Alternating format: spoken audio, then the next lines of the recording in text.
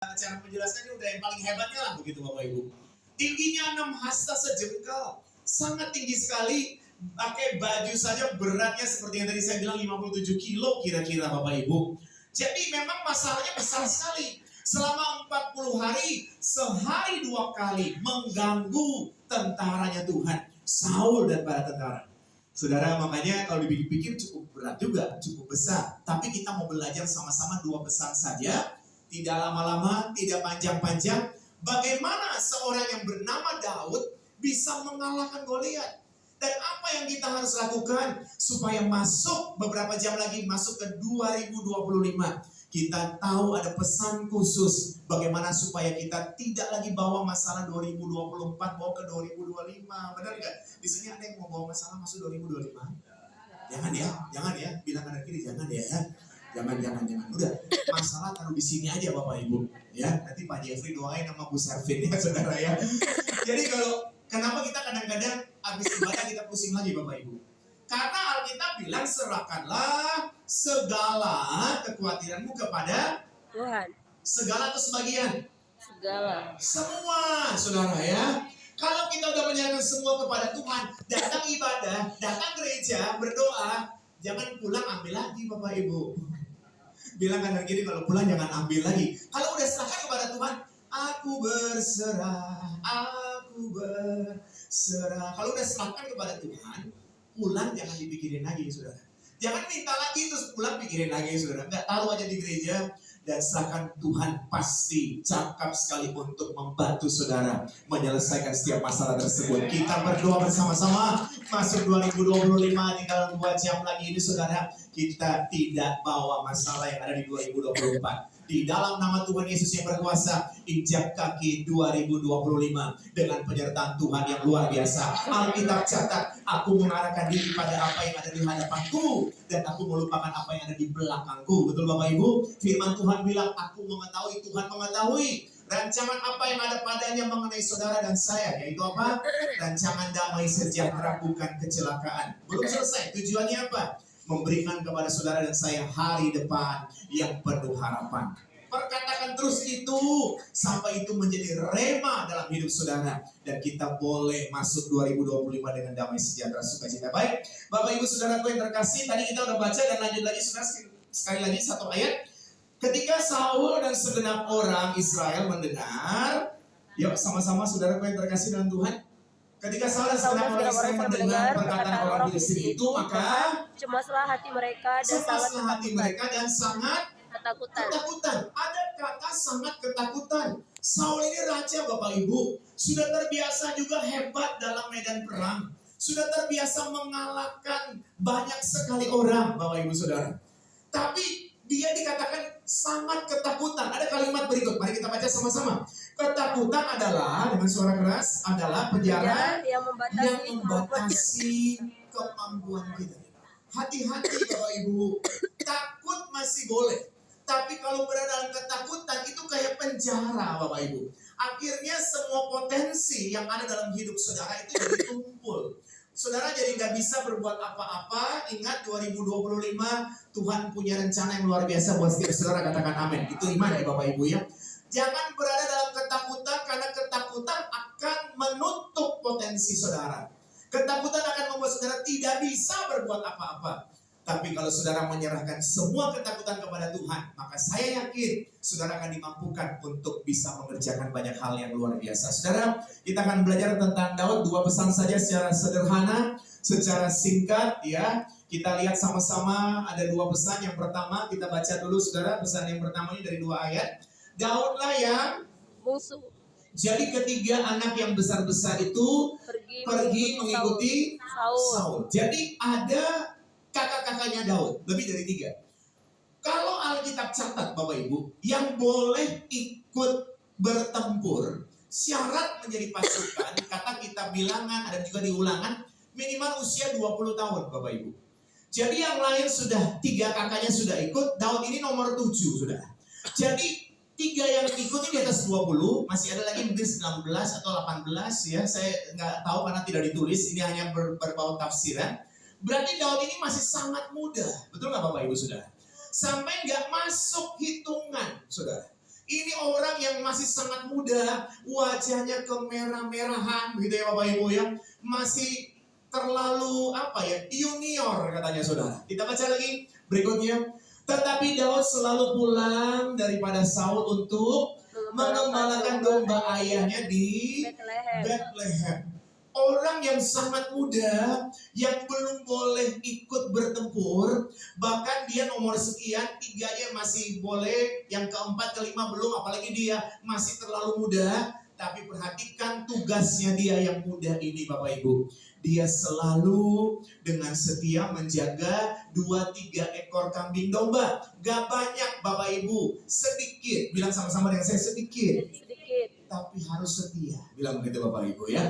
Jadi apa yang kita bisa belajar? Kenapa seorang yang bernama Daud ini saudara bisa mengalahkan Goliat? Kenapa Daud ini saudara yang terkasih, orang yang harusnya tidak masuk hitungan, tapi dia kenapa bisa mengalahkan Goliat? Yang pertama, jadi hanya 2 pesan. Yang pertama, dia setia dengan hal kecil Bapak Ibu. Manusia, mohon maaf Bapak Ibu, manusia ini lihat rupa saudara. Berapa gitu kan saudara ya, siapa dia gitu kan.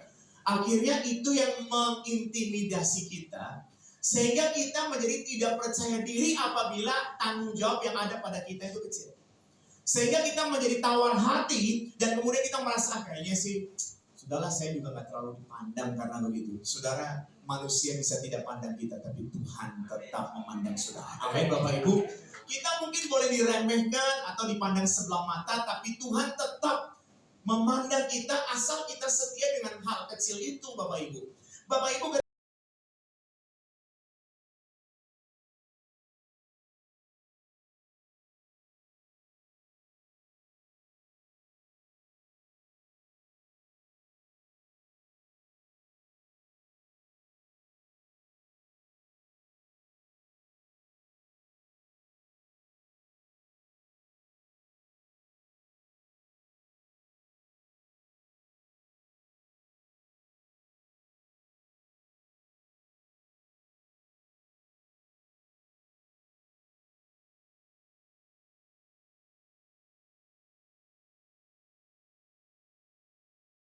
tiga meter juga kan saudara ya. Sebelum Daud mengalahkan Goliat, rupa-rupanya Daud latihan dulu saudara. Ngalahin apa? Beruang, yang tingginya juga kurang lebih 3 meter saudara. Padahal manusia tidak tahu. Yang manusia tahu apa? Ya, tugasnya cuma 2-3 ekor kambing domba.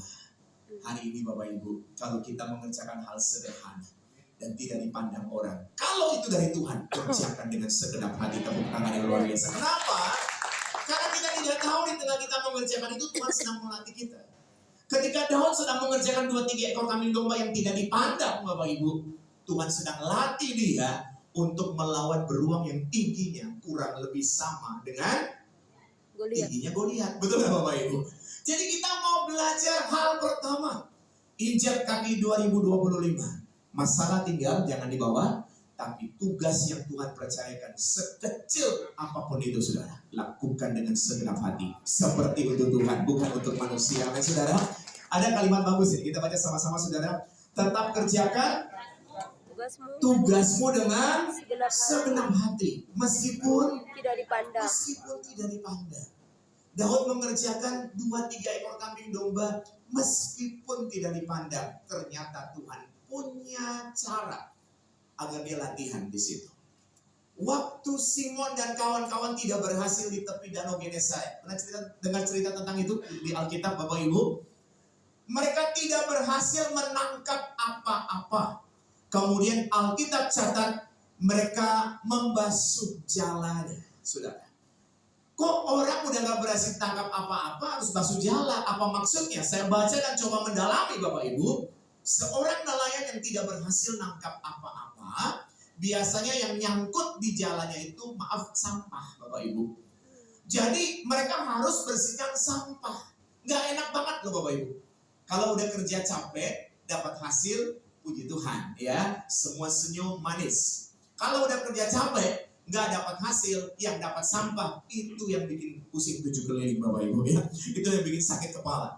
Tapi Alkitab catat, Simon membasuh jalannya. Kalimat sederhana, ini mau kasih tahu buat kita begini. Meskipun kadang gagal, tetap setia dengan tugas yang Tuhan percayakan. Amin. Meskipun mereka gagal, sebelum pulang, jala harus dibasuh. Yesus berhenti dan Yesus datang untuk Simon. Saya yakin dari sekian banyak hal yang luar biasa, ini jarang dibahas ya Bapak Ibu ya. Tapi saya temukan di dalam Alkitab, salah satu Simon dipilih sama Tuhan. Dia setia dengan hal-hal kecil itu Bapak Ibu. Dikala tidak berhasil pun, dia tetap taat melakukan semua dengan rapi. Tepuk tangan yang luar biasa buat Tuhan Yesus. Yang kedua dan yang terakhir, karena cuma 2 pesan Bapak Ibu. Kita baca sama-sama dengan suara keras. Pula Kata Daud, Tuhan yang telah melepaskan aku dari cakar singa dan dari cakar beruang. Dia juga akan melepaskan aku dari tangan orang Filistin itu. Kata Saul kepada Daud, pergilah, Tuhan menyertai engkau. Saudara, waktu Daud datang, Saul ini kan juga sebenarnya sudah sedikit tahu, tapi kemudian tiba-tiba lupa. Tapi akhirnya juga tahu ini, adik-adiknya dari pasukan sekian ini, tapi kan gak masuk hitungan sebenarnya Bapak Ibu. Makanya Saul juga meragukan Daud sebenarnya. Tapi pula kata Daud, ya, Tuhan telah melepaskan aku dari cakar singa dan cakar beruang. Rahasia Daud mengalahkan Goliat, banyak yang bilang karena dia datang dengan nama Tuhan semesta alam. Saya setuju, saudara. Karena Daud berkata begini, engkau mendatangi aku dengan segala macam lembing, segala, aku mendatangi engkau dengan nama Tuhan semesta alam. Tapi Bapak Ibu, Saul juga datang dengan nama Tuhan. Dia kan percaya Tuhan. Saudara percaya Tuhan Yesus? Amin. Satu gereja percaya Tuhan Yesus. Imannya beda-beda. Benar gak? Saul juga percaya Tuhan. Beda. Jadi kalau saya boleh bilang Bapak Ibu, datang dengan nama Tuhan mutlak itu syarat utama. Namun saudara, yang membedakan Daud dan Saul adalah ketika Daud melihat tantangan yang besar, yang dia ingat, Tuhan yang telah melepaskan aku. Saya ulangi ya Bapak Ibu ya. Yang membedakan Saul dan Daud, ketika Saul melihat dan bala tentara datang dengan nama Tuhan, sama-sama Bapak Ibu, sama-sama. Tapi dia lihat, gede banget. Ya kan saudara? Waduh, datang pagi, sore. Waduh, ya kan saudara? Kalau Daud ketika dia melihat Goliat, dia bilang, Tuhan dulu pernah tolong saya. Itu yang membedakan Bapak Ibu. Itu yang membedakan. Saudara pernah ditolong Tuhan? Amin. Ragu-ragu begitu, pernah ditolong Tuhan. Bilang, saya pernah ditolong Tuhan. Saya pernah ditolong Tuhan. Saya pernah ditolong Tuhan. Saya pernah ditolong Amin. Tuhan. Melangkah tahun 2025, saudara. Pesan yang kedua atau yang terakhir, supaya saudara lepas dari intimidasi. Kalau yang pertama setia dengan hal kecil, karena Tuhan akan kerjakan sesuatu yang besar dengan hal kecil itu. Yang kedua adalah ingat hal baik yang Tuhan sudah kerjakan dalam hidup saudara. Amin. Pernah ditolong Tuhan? Bilang, saya pernah ditolong Tuhan. Saya percaya hari ini Tuhan tolong saya. Saya percaya hari Saya ini percaya Tuhan masuk tolong. 2025 Tuhan tolong saya. Tepuk tangan yang hebat buat Tuhan Yesus. Ingat hal-hal baik saudara. Kita lihat slide berikutnya. Kita tidak bisa menenangkan badai yang sedang dihadapi. Tapi ingat, Tuhan pernah memampukan kita melewati badai lain sebelumnya. Ini kalimat sederhana Bapak Ibu.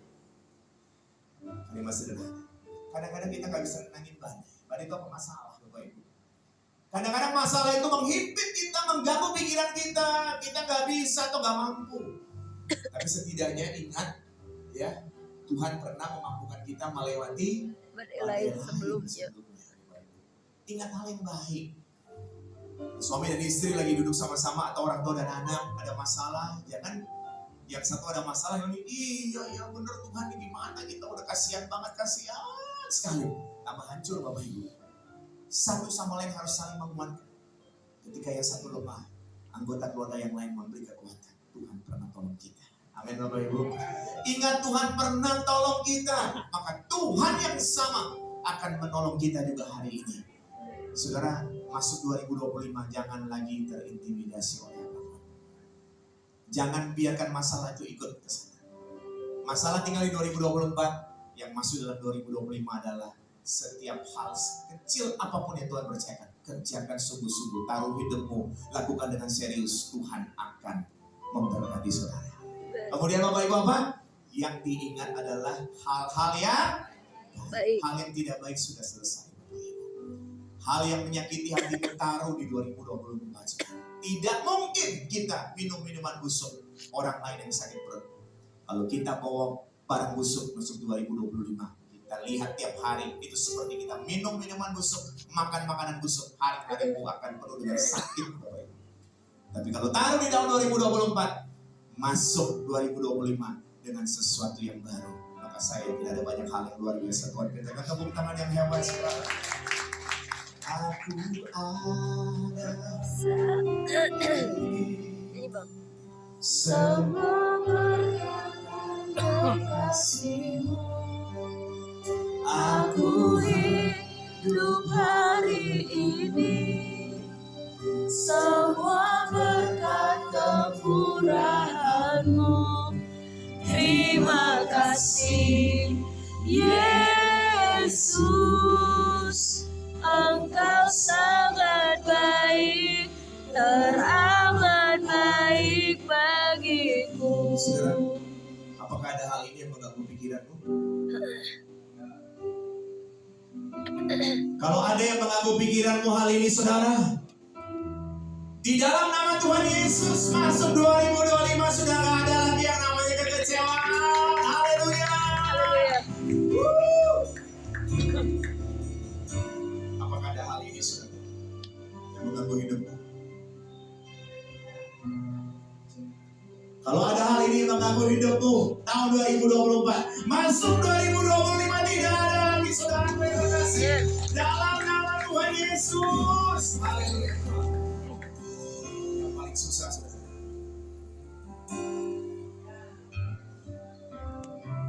Ini paling susah. Ini paling susah.